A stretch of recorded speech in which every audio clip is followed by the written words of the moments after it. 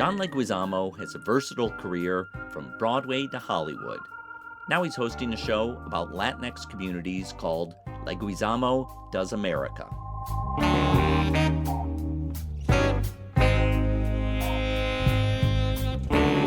I'm Thom Powers, and this is Pure Nonfiction. John Leguizamo's family moved from Columbia to Queens when he was 3. As a young man, he became entranced with the theater, but good parts for Latinos were scarce, so he wrote his own one-man shows that won acclaim and were filmed for television. They include Mambo Mouth, Freak, Sexaholics, and Tales of a Ghetto Clown. Eventually, Hollywood did recognize his talent, and he got cast in films such as Carlito's Way and Tu Wan Fu, Thanks for Everything, Julie Newmar.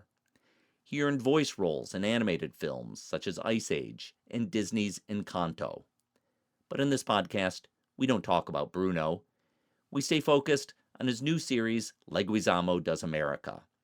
It's a travel show that takes him to Latinx communities in New York, Miami, Washington, Chicago, Puerto Rico, and Los Angeles.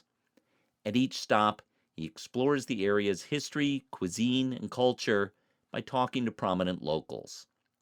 Those conversations are often a mix of pride and pain that comes from struggle.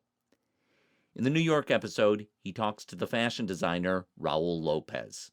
How did you get this skill? Did your parents show you how to do it? No, Or? I mean, I wasn't really allowed to do fashion because it was gay. Right. You know, I wasn't allowed to go to fashion school. It's a different time. I mean, I know it was different because Yeah. my parents told me not to go into acting because they say, you're not going to, we didn't come to this country for you to be worse than us. 100%. You're not going to F things up. My parents didn't really accept it. Also, as like a kid coming from, you know, these like Streets, neighborhood, the streets, I was like, I couldn't really tell people that I was into it. Like, yeah, I'm a designer, like, they're like gay. Like, I couldn't even say that because the dudes on my block would be like, Yeah. you know? So I literally just kind of like started making clothes in my room. Right. In a way, Leguizamo's been preparing for this series all his life.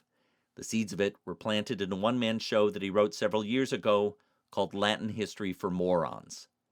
He's always been a great talker, but this new job requires him to also be a good listener. I asked him if that felt new. Yeah, I mean, there was a little bit of a learning curve. I mean, it's not naturally what I worked my life to be, was an interviewer. I'm an actor, an interpreter, and an improviser. So, but you know, the interesting thing was I've had lots of experience on the other side from being interviewed by the greats, you know, my whole life. And, you know, I've been able to pick up and see who worked and who didn't work, what turned me on, what didn't, what shut me down, what inspired me. So I tried to use, you know, what I thought were the best, like, interviewing skills. Plus, I think all you got to do is really be interested in your subject and ask a lot of questions. You know, just be curious, and that really helps. The reasoning for this show was, you know, it's the first of its kind in America, which is ridiculous since we're the oldest ethnic group and the largest ethnic group in America, but we're so invisible, so excluded, aggressively excluded. Obviously, it was a purposeful exclusion for hundreds of years, but now in the last couple decades, it's like, why does it continue? You know, and so I want to undo it, you know, as best I can. And this show is one of the ways to go around America and show that we are the largest ethnic group and we're everywhere and excluded. And how do we celebrate Latin excellence at the same time do a travel food show to trick people into watching and then, you know, sucker punch them with content? So when you do this kind of show, you need a strong plan because time is money on the show. So you have to, you know who you're going to interview. Right. But you also are looking for something to come out of those scenes that's candid, to tap someone's vulnerability and create something a little unexpected. Yep. And I wonder if there's a scene in the series that you can point to where you felt like this is what it should be. Oh, wow. There were several, because, you know, there's so many different aspects to the show, you know, like the legend, the Latin Legends dinner. I love that. And I did only 2 of them. I want to do a lot more of that because I used to do that naturally. I used to like have these dinners and lunches with some Latin, you know, my heroes. And we used to have lunch and talk about, you know, all our issues. and it was so good to have solidarity on that. Like I would invite Ruben Blades, one of the great salsa singers and poets of our culture. Crazy Legs, who was one of the great inventors of breakdancing. Tony Touch, who helped keep hip hop alive because he was one of the first mixtape kings who when hip hop wasn't played on the radio, he kept it alive. So we have these lunches. So I love that. That was one of the aspects. The other moment that really dropped for me was Diane Guerrero and George Lopez. When I was talking to them, we were just goofing and having a great time. All of a sudden, we dropped into some really serious, painful conversations. In John's conversation with George Lopez, the comedian describes how he went from a dark place doing stand-up to starring in a family sitcom. Sandra Bullock played a key role as a producer. About 95, 99, drank a lot, toured a lot, just hammer all the time. Yeah, kinda touring is dark. rough. People don't understand how rough touring is and being alone in hotels and I was city every night. Oh man, I was in Austin, and they got a call from the club. Hey, Sandra Bullock's coming to the second show, and we've been drinking and shit like that. I said, man, I don't want her to see me. Man, I get on my knees in the green room, and I'm like, please don't let her show up. Like, please. I mean, we're in bad shape, man. And then he opens the door. All the guys on say, hey, she's not coming. It's like, oh my God. And then cut to 2 years later, she comes and sees me. We go to the green room, and she's like, I have an idea for a show, and I think we should meet, and let's look at if there's something in your family. So I go, we sit there for like 3 hours, we talk about everything, and on the way out, I looked at her in the doorway, and I said, hey, what we're gonna try to do, what you're gonna try to do has not been done successfully, and just if we never see each other again or whatever, just let me say thank you, I appreciate it. And then she said, why don't you just worry about being funny, and you let me worry about all that. But nobody ever told me that, John. Like, I never had anybody on my side. Yeah. And I'm not sure if I can't remember now if I brought it on or if they brought it on or if or how it came to be that they revealed and shared their great pain, the great pain in their lives, and it was very powerful for me. It was and I was very moved by it as a man, as a human being, and also as an interviewer. I was like so grateful for them. Because now you're wearing two hats, I'm not just being myself, I'm being interviewed, also going, oh, wow, this would be great for the show too, for people watching to get a deeper insight into what being Latin is through their stories. I really felt that in the George Lopez scene, because that one felt like, he's a professional. He can, riff off comedic lines very easily. Like the two of you could have had, just banter you could away, have bantered, and it would have been hugely entertaining. It's over. But it did go somewhere else. It just seemed like he showed up ready for that, or I don't know what it was. I don't know what happened. I don't know how. I've met him lots of times, but I didn't understand him. I didn't know him. In that personal way, because he's West Coast, I'm East Coast, so we don't get a chance to do Latin Legends dinners, So I've learned a lot more about him. But I have been in therapy all my life, so I do know how to connect with people and to draw them out. I do know that. I'm an artist, so also I like to go deep in my work. So I think people sense that from me, that they're okay, that I am a safe space. You talked about those Latin legend dinners, and in the first episode in New York, you hold one of those where you go right into the question about the term Latinx, and around the table there's different opinions about it. Some people Tony Touch didn't care what they called him. Fat Joe didn't even know that was an issue. It was like, okay, I love, everybody just chiming in, It's crazy that Latinx has become like fighting words. It's insane that trying to ban it in Arkansas and trying to ban it somewhere in the New England states. It's ridiculous. It's like, I really like the term because I feel like it's futuristic. It's like, it sounds like we have a superpower, like we're part of the X-Men, Latinx, and it's also, it doesn't exclude women. It's also inclusive of LGBTQ plus. So I like all those, sounds like Latin Gen Xers, Well, another way where I felt the series was really being deliberate in its inclusiveness is the way you feature queer figures throughout the series. You talk to fashion designer Raul Lopez, who describes that his parents didn't want him going to fashion because they perceived it as gay. And you interview other queer figures in Chicago and Puerto Rico and Washington, D.C. But there's a strong component of the Latin American community in the United States that's socially conservative and Yes. for whom, these figures could seem jarring in the show. And I wonder how you thought about that.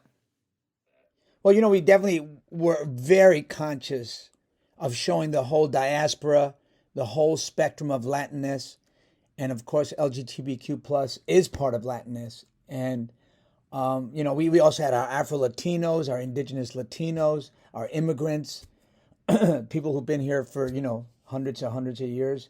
I wanted to make sure it was all there. There's obviously a conservative element in the Latin community that's anti-abortion, that's anti-LGBTQ, that and also being from the hood, there's a lot of homophobia. So this is a safe space. This show is an opportunity to hear all the voices that get excluded, and LGBTQ plus are huge cultural contributors.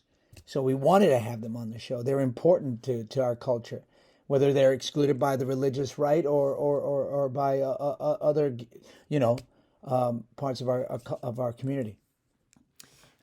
I want to ask you about thinking about the different politics that exist within the community, especially in the episodes in Miami and in Puerto Rico. It feels like you're maneuvering around political divisions that exist there. So how are you thinking about that?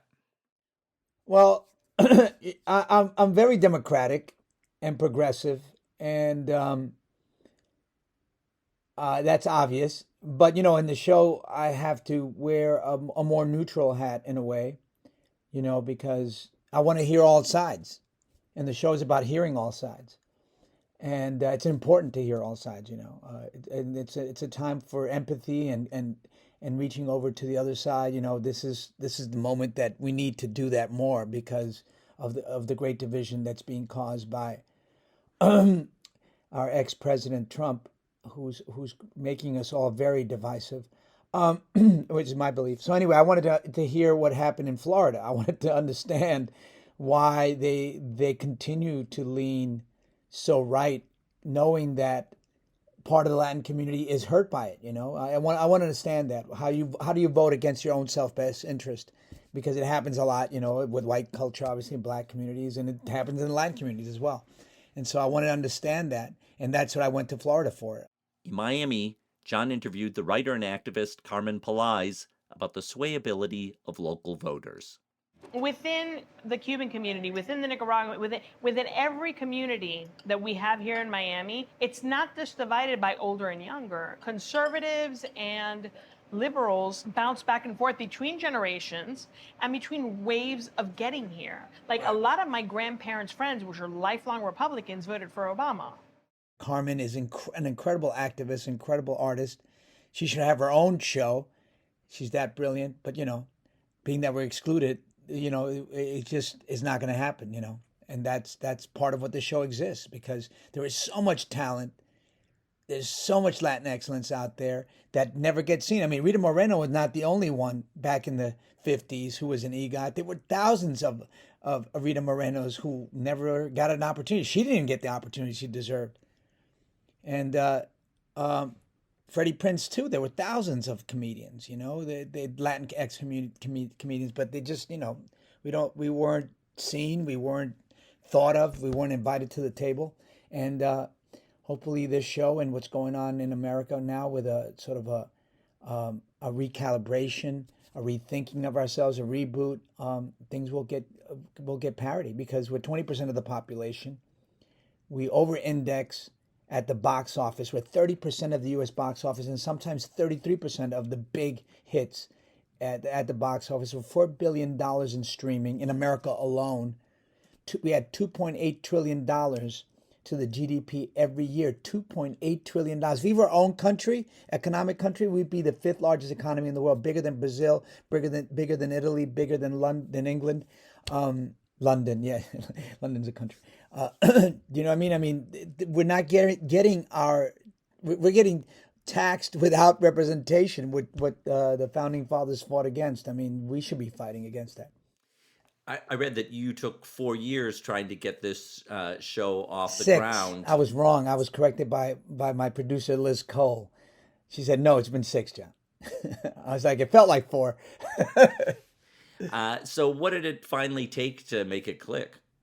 The obvious ingredient, a Latinx executive who finally saw the value of the show, Cesar Conde, chairman of NBC, who saw the value of a Latinx show and gave us the opportunity, which is what we need more. We need more Latinx executives out there who understand, because I've been pitching Latin content for 40 years and always being turned down. I mean, politely, and I was always thinking, oh, damn, I didn't pitch well enough. I didn't write it well enough. And yet I'm having a lot of success on Broadway, and I'm getting awards there, Out of Critics Awards, Drama Desk Awards, OBs, Tony nominations, but I can't, because they were never going to greenlight a Latin project. It wasn't my writing.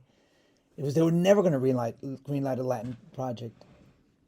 And on this series, you've got a majority of the crew who have Latin backgrounds. 3/4 of my crew are Latinx. The producer, Caro, the showrunner, the writers, the director, the DP, director of photography, crew. Yeah, it's incredible. Excellent.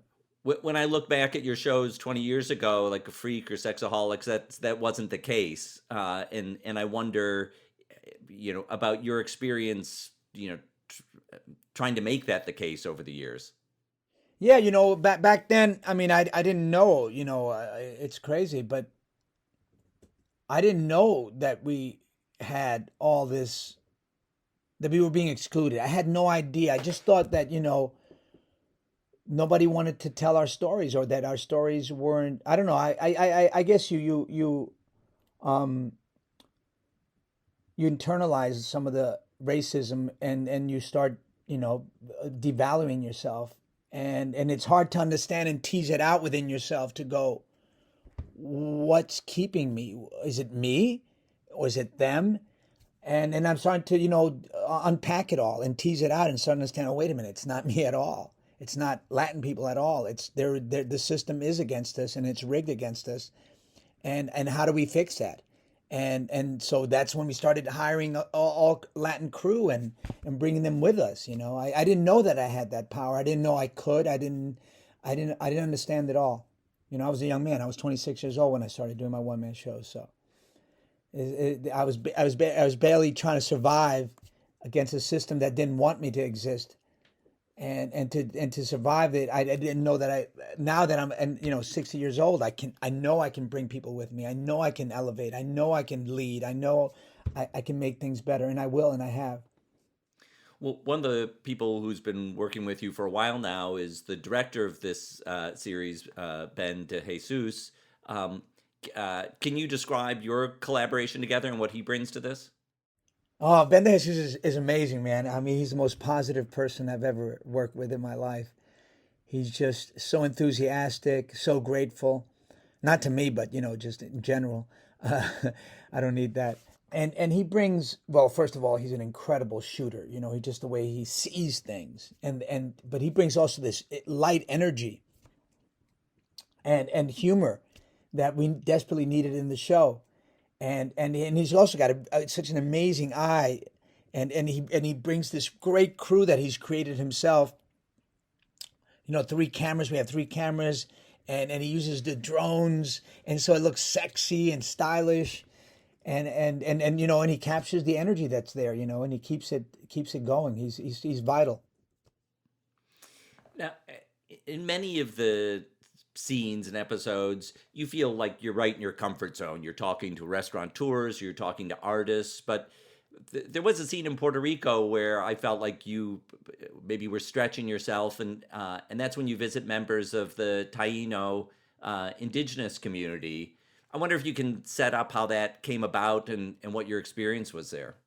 Yeah, I mean, I was willing to show all the blemishes, you know, uh, and they had a little beef with me because of what I said in my Latin History for Morons show. That I said, um, and you know, it's a very important issue and contentious issue, and I know why it's important to them and to me. I had said that you know there was the Caribbean Holocaust and that everyone had been genocided in the Caribbean. All the Tainos and Arawak tribes during the conquest were all genocided. All three point whatever million of them were 3 million people. Um, and they're saying no, that they still survive, that the DNA proves that they survive because they need to. People Because reach other, out to you after this show had aired on television. You heard from the community. no, no, when we went there to, because I wanted to talk to the Tainos. They expressed their beef, and I said it's Oh, I okay. see. Let's have it on camera. Let's talk about this because this is important to talk about. Because if I say that they're extinct, governments can use that to take away their land and their rights. So I understand that fight. Um, and the DNA does exist, but the majority, there's nobody that's 100% Taino left.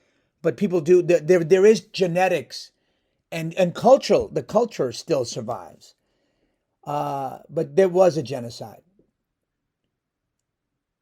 Everybody just mixed with everybody who came, the Europeans and Afro Latinos. They mixed with them and got mixed into the culture, into the communities. And did that feel like a different experience for you? I mean, it seemed different watching it. It's it's not you joshing around with Right. old friends who are actors. It's trying to make a connection to a community that you're still in a process of learning about. Oh yeah, absolutely. Because we Latin people are starting to come to also to a point where we're starting to realize that maybe we're not Latino, maybe we're indigenous. That's where we're getting to a place that we're starting to respect because we've been colonized. We were destroyed. We're the only ethnic group in the world that whose religion, language, and culture was completely destroyed, and we were almost genocided. 95% of us vanished off the face of the earth in the Americas in the conquest because of first contact. And then we've been colonized for 500 years, so we've been taught to self-hate, to hate our indigenous side, to hate our Afro-Latino side. And now we're coming to terms with accepting it and loving it and appreciating it and starting to see the beauty of our indigenousness and our Afro-Latino-ness. And that's part of it. That's part of that healing thing. You're a father, you've got grown kids of your own, and I wonder what you see in their generation that maybe is different from your generation. Yeah, well, they definitely come with a lot more self-worth and self-respect and love of their culture, and obviously that I've been part of that, trying to make sure that there's enough artwork, pictures, books in the house that are, Latin history, Latino centric.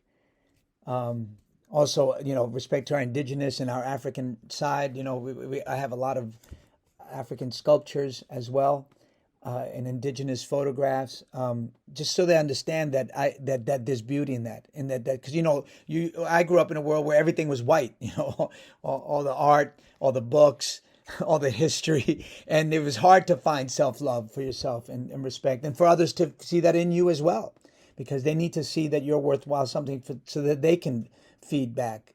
It's a feedback loop when it's negative and also when it's positive. I mean, I did feel when you were talking about the term Latinx that you were speaking about it as a as a voice of a new generation, and trying to listen to that generation, which isn't always easy for an older generation. Do you feel yourself making that kind of effort to be listening to what younger voices are saying? I think it's important, man. I think it's what keeps us young and vital and relevant, is listening to younger voices and listening to what's happening new, what all the new things that are coming at us, to try to fix us, to make us better. I mean, it's incredible that this new generation and what's happening right now is making us better. It's we have to check ourselves and question ourselves. And is our behavior okay? Are we being inclusive of everyone? And why it makes us better? It makes us a more perfect society. Do you think you're going to get to do more episodes of this? Well, I can't talk about it now, but I'll be able to talk about it soon. Okay. Of course, the hope is that we can. Obviously, that's the hope. Well, I mean, whether you get to do it or not, what are the things that you'd like to do? Or, how do you want to carry this experience forward? Forward? Oh, I love to do a whole thing on Texas because, we're 40% of the population. It's the largest state in America, and we're 40% of it. And it used to be Mexico. And there's people there who've been there, 500, 600 years. I want to go there and do a deep dive there. Then I want to go to Chicanos. I want to explore Chicano culture because I find it so fascinating. And then there's a lot of history that I want to go to. I want to go back to the massacres that happened. Because 6,000 of us Latinos from the 1800s to the 1900s were lynched and burned alive, shot, massacred. I want to explore that when I go to Texas and Arizona. But they were also great activists in those eras. Women who were journalists and had their own papers. Jovita Dar had her own paper in the late 1800s, early 1900s, protecting young Latino boys from being lynched. So I want to go to the dark sides because you can't have our joy without having to take our pain.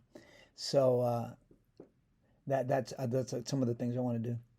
This love of history that you have, when did that awaken? I mean, I've always loved history, but then when I found out doing Latin history for morons that we were part of it, it just my dopamine went insane. My serotonin levels just jumped to the highest level, so I can't, I'm always looking for that fix. Every time I find a new nugget of history, a new bit of learning, it's incredible. So it was something that started in you as a young person, but amped up more recently as an adult, researching that show. I mean, Open Veins of Latin America, People's History of the United States, Charles Mann's 1491 and 1493, the pre-conquest and post. I mean, these books just changed my life, changed me. I'll never be the same. As I wrap this up, I want to bring it back to your hometown of New York. Your love for the city really shines through in the episode you devote to it. I'm a New Yorker. But I wonder how you feel about contemporary New York, that, every year feels more tailored to the rich and less accommodating to the striving young artists and immigrants that you come from. Yeah, I got a hat upstairs. This is my man cave upstairs in my first floor that says I love old New York.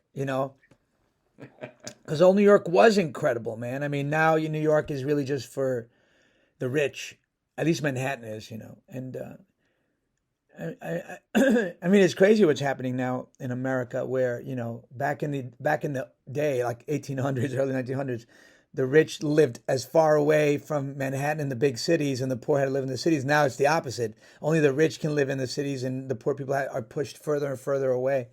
So it's interesting how things have reversed. And New York is not as exciting without working class people, without your middle class, without your artists living here. It was a broke city in the 70s, but that brokenness made it, the Berlin of its time. It was a cultural mecca. Look at the birth of hip hop, the birth of disco, the birth of punk.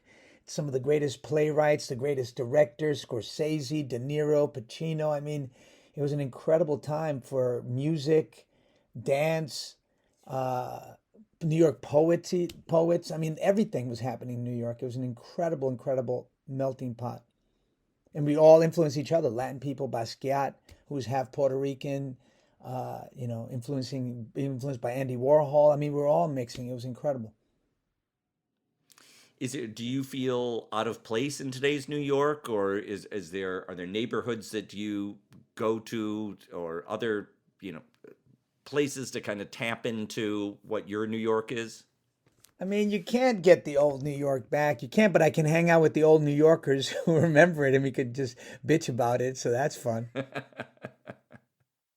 I want to thank John Leguizamo for speaking with me.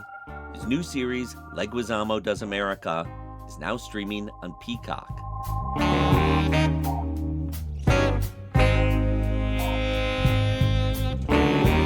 I hope you'll subscribe to Pure Nonfiction's 2 email newsletters. One is Producer's Notebook, where we focus on the business of documentary. The second is Editor's Notebook, that delves into storytelling. You can subscribe for free at purenonfiction.net. Thanks to our team: series producer Hannah Nordenswan, marketing manager Bella Racklin, our intern Sahai John, and web designer Cross Strategy. Our theme music is composed by Andre Williams, and our executive producer is Rafaela Nehausen. I'm Thom Powers. Follow us on Instagram at Pure Nonfiction.